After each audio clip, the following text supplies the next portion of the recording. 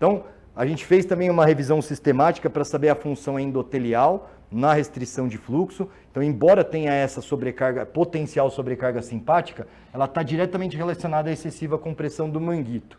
Tá?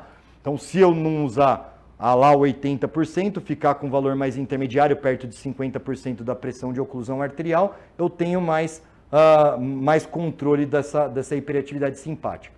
O fato é que a maioria dos estudos agudos, eles observam que na fase aguda, né, fez a restrição de fluxo, depois você vai olhar a dilatação mediada por fluxo, perde-se um pouco essa propriedade. Tá? Mas isso não quer dizer que dano endotelial, isso quer dizer uma particularidade do treino. Né? Mas presume-se, como isso é bem aceito, que é um fator, né, de risco cardiovascular, presumiu-se que isso aqui pudesse ser disfunção endotelial. Na verdade, o que a gente vê? Que há mecanismos associados ao estímulo hipóxico metabólico no treino com restrição de fluxo que leva ao aumento da perfusão muscular por vias independentes do óxido nítrico.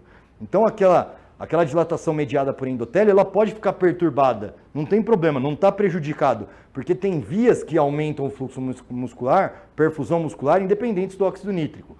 Essas alterações das respostas funcionais do endotélio, elas podem fazer parte de um processo adaptativo próprio desse modelo de treinamento, sem remeter à disfunção endotelial. Por isso que aquilo acontece na fase aguda, mas não se perpetua em modelos crônicos utilizando o exercício. Tá?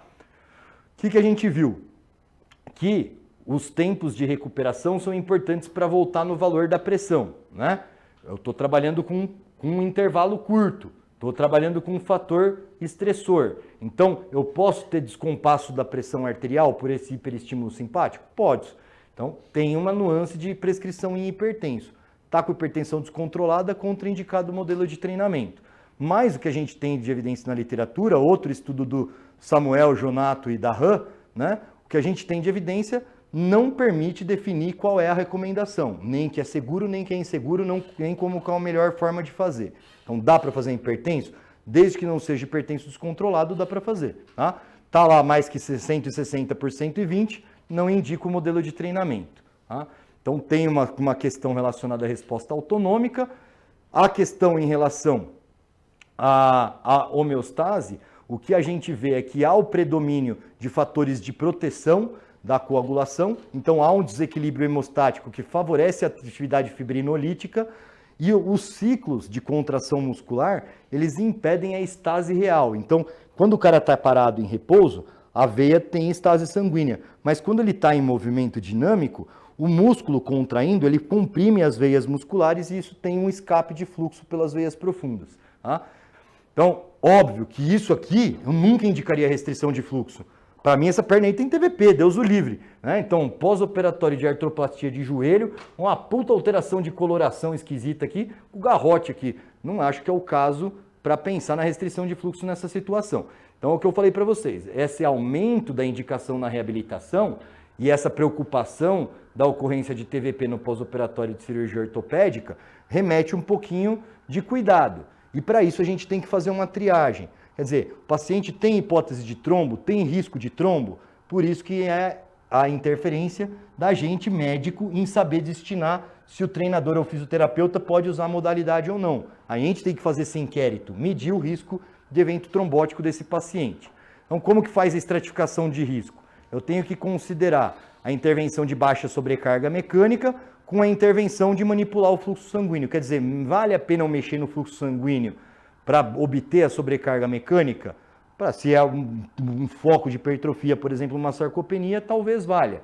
Né? Então, preciso fazer seleção cuidadosa dos usuários, particularmente em populações clínicas, estratificação do risco de evento adverso, determinação de benefícios individuais, respaldar a prescrição com a melhor literatura disponível, geralmente não é a melhor disponível, não é a meta-análise, a revisão sistemática, geralmente são coisas que vêm em crescente, e individualizar o máximo possível a prescrição, por exemplo, pela pressão de trabalho. Né? A gente pontua esse risco trombótico. 5, proibido de fazer. História prévia de trombose, a doença hereditária trombótica na família e síndrome do anticorpo antifosfolípide. Tudo risco trombótico definido. Mulher grávida, risco trombótico definido. Aqui já é questionável e aí eu posso tentar indicar e moldar o treino. Veias varicosas, algum grau de mobilidade, né? Mais de 60 anos, com algum grau de obesidade. Não? Então, esses 3 de baixo dá para eu indicar, esses 2 de cima eu tenho que ter bastante cautela ou não indicar. Então, a ideia é considerar quando que a carga ou esse problema de dor vai ser o meu foco de prescrição e quando o risco trombótico vai ser a limitação da prescrição.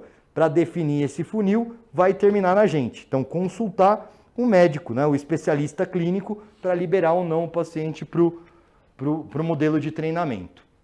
Cuidados práticos. Não ocluir totalmente a circulação, a mão pálida é indício disso, ausência de pulso palpável no punho, veias do membro colabada, nada disso tem que se desejar. Tempo de enchimento capilar mais que 6 segundos.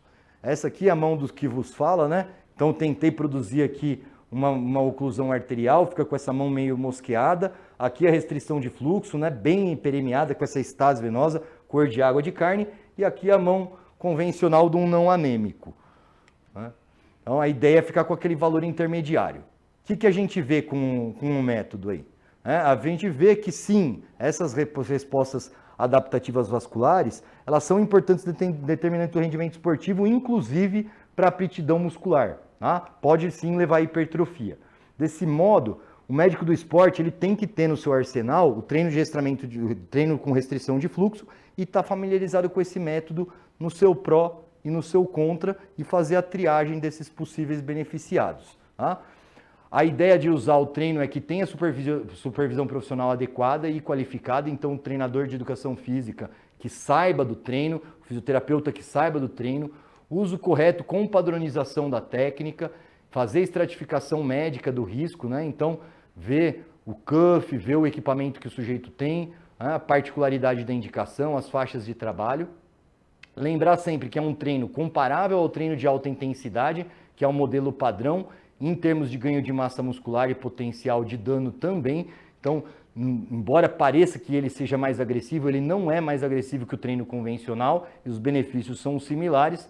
Os eventos colaterais são raros, mas são possíveis. Né? Então, rabdomiólise e TVP, os que têm mais fator de risco para isso, tem que evitar o treino. E os eventos comuns são dor muscular tardia, algum hematoma que pode refletir compressão excessiva e dormência.